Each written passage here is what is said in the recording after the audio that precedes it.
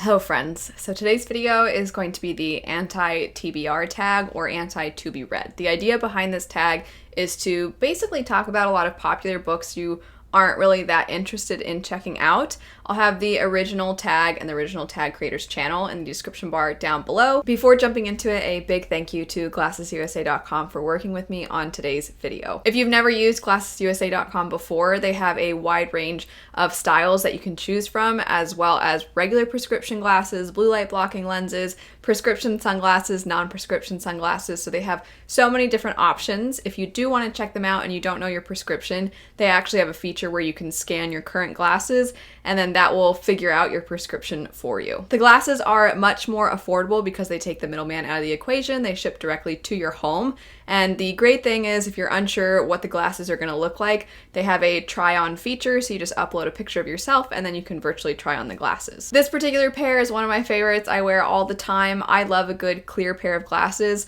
But for the longest time, I wanted a pair that had a hint of color, which is why I got these, because they have a hint of pink.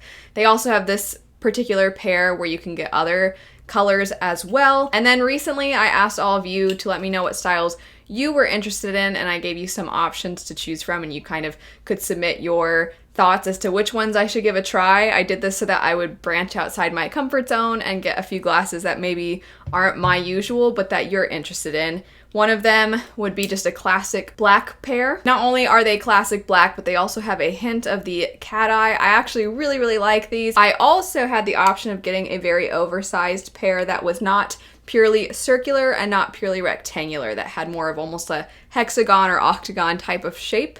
And this was the pair that you all selected, and I really like this pair as well. I said in a recent video that I could see wearing these with a big oversized sweater once the weather actually gets cold where I live, because currently it is still very hot. I'll have those pairs in the description bar down below, as well as some other ones that I often wear and that I really like. Thank you again to them for working with me on today's video, and now jumping into it. So the very first question says, a popular book everyone loves that you have no interest in reading. And for this one, it was kind of tough because I was trying to think of something that it seems like genuinely so many people really like and so many people lose their minds over. And I've found that a lot of times when something reaches a certain level of popularity, there's always going to be that group that doesn't like it. And then it's like the floodgates, as soon as like that first little trickle where someone's like, I actually can't stand that series, then all of a sudden so many people are comfortable saying, I don't either, finally. So I was like, what's something that I don't see people hating on that much?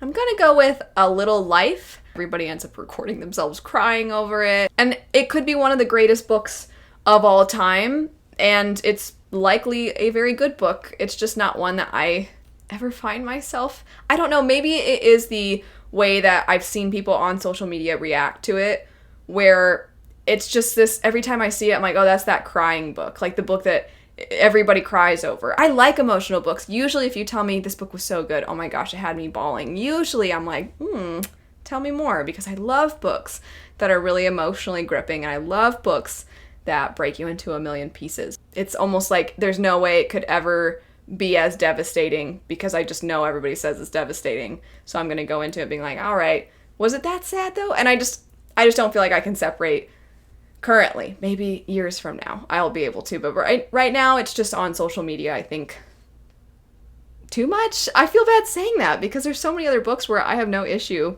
I don't know, just A Little Life. I think I'm just trying to over-explain. The next one says, a classic book or author you don't have an interest in reading. And I didn't want to only pinpoint books that aren't science fiction fantasy related at all, because I wanted to make this a little harder for myself. And because it's a classic, I'm like, all right, what's something that feels like almost a classic of science fiction fantasy that I'm not that interested in? And I have to go with Alice's Adventures in Wonderland. This, I think, really had quite an impact on a lot of different books, and I know that it's really well loved by so many people.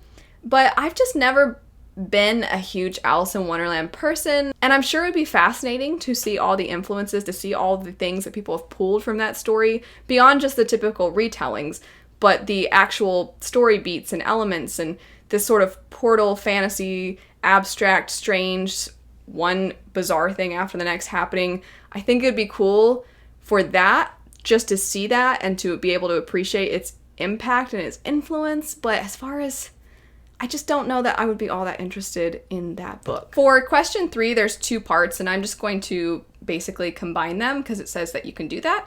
It says an author whose books you have no interest in reading, and then the second part is a problematic author whose books you have no interest in reading, and again, you can combine them. H.P. Lovecraft. I don't really have any interest. I'm already not the biggest fan of horror.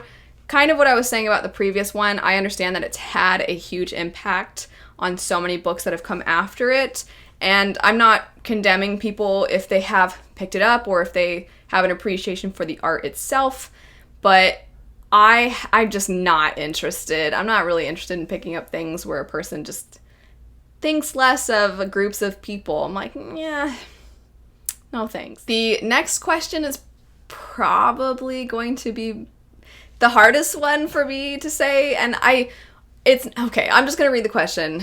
I'm not going to dilly-dally. It says, an author you have read a couple of books from and have decided their books are not for you.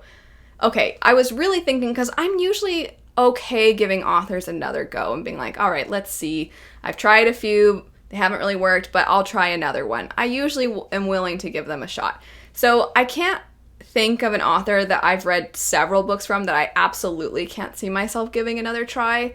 But there is one author who I have picked up a couple of books from, and thus far, neither of them have been for me favorites the way they have been for a lot of other people. And that would be R.F. Kuang. And I really like the concepts. I don't dislike the writing style. I think that there's so much to R.F. Kuang's works to really love. And I think part of it is that there are moments, such brilliant moments in her books where I just am so captivated by it, and I'm like, this is going to change the entire genre, and I get really pumped and really excited. And then there's other aspects of the storytelling is usually what it is, or the way that a character, their arc will, the progression of the characters and their arcs that I don't end up always loving. And then I think because I guess the way to explain it is like, you know, when you read a series and you're loving it, and then you read the last book and you didn't like the last book, and then you weirdly get angrier at the series than if it had just been mediocre the whole time. I think that is what I'm trying to describe and what I'm trying to pinpoint, is that there are those moments where I get so excited and so into it, and I can just see, oh, this is going to be a new favorite. And then some other things will happen that I'm like, I didn't love that. And I think it is partly the direction that the books take. I think another thing, too, is we don't have a formal new adult age range, and I wish we did, because I think R.F. Kuang's books would fit really well in new adult. They just seem like they have a lot of the, I guess, the energy and the passion in the characters and in the themes that I think that age range, which would be roughly, 18 to 25, I feel like those books can really speak to that age range. And of course, any age range, you can be older or a little bit younger and still enjoy the work. So maybe it's on me, because maybe when I go into it, just seeing that adult label makes me have this idea of what I'm going to get. And then there are certain aspects of the story. I'm not sure if it's the younger characters or the delivery or the language used in the books, but there are certain moments that kind of throw me off a little bit. And I think I want to blame myself. I just want to say that this is probably on me. And at the end of the day, I'm still going to probably try future R.F. Kuang books. But, I mean, that would be one where 2 of the books have not been absolute favorites. And I'm still like, but I feel like one of her books could be. So we'll see. Question 5 says a genre you have no interest in, or a genre you have tried to get into and couldn't. And my answer for this one is going to be magical realism, which actually might explain some of my feelings toward the previous question, because the previous question, in both the Poppy War and in Babel, they're historical fantasy. And this is my thing with magical realism. For me, I'm like, make it our world or make it fantasy. Like, I don't know what it is about that in between, but I'm always like, just go for it or don't. And I don't know why I feel that way, but there's something about when everything is, quote, normal, because it's our own world, and then something magical happens that I'm like, my brain just gets frustrated by it, because I'm like, but don't be this in between. And it's not magical realism's fault. It's just, it rarely works for me. And the reason I'm saying maybe this is partly why I feel the way I do about both Babel and the Poppy War is because they are so rooted in our own world and they're very much historical fantasy. So when the magical components come in, sometimes it ends up, maybe that's part of it. Anyway, I'm still trying to, I think I just feel bad in general being like, I'm never gonna read this ever or something. And so I think I keep trying to be like, but this is why, maybe, I don't know. Anyway, I'm just gonna say magical realism and then move on to the next question. Oh, and the next question says, a book you have bought but will never read. And then in parentheses, this can be a book you have unhauled or returned to the library unread. I think I'm going to sort of cheat on this one and just say I have bought some foreign editions, sometimes for the editions videos I do here on my channel, and sometimes just because I love the series so much and I want to have the foreign editions. I'm specifically thinking about I think the very first books that I got in another language would be the Witcher series in Polish, and the editions I have are awesome. I also randomly, it was a joke for a long time, had the Mistborn books in Polish. The Mistborn Polish editions are very cool, and the Mistborn Witchers are very cool. You guys have some cool editions, I gotta say. Question 7, a series you have no interest in reading or a series you have started and have DNF'd. I have said before, I will never be able to read the Expanse series because of Sean, my husband. Seeing Sean rant is always amusing. He did not care for that series, and I just always hear his voice in my head. So I know that if I picked up the book, anytime I got to the parts that he doesn't like, I would just start giggling, and I wouldn't be able to take the book seriously, which wouldn't be fair to the book, and it wouldn't be fair for me to try to properly discuss it or review it or anything, because I just have this strong bias already toward it. So sadly, the Expanse series. Thanks a lot, Sean. Just kidding. I love my husband very much. The last question says, a new release you have no interest in reading. Anything by Taylor Jenkins Reid. I like historical stories. I like historical fiction, but it's gotta be old. I think I've always liked historical fiction from a long time ago because it just kind of feels like reading about a fantasy world, but without the magic. So if you're just putting something in, I don't know, the 80s or the 60s, I'm like, whatever. I've heard her books are phenomenal. Everybody loves them, it seems, or most people seem to really love them.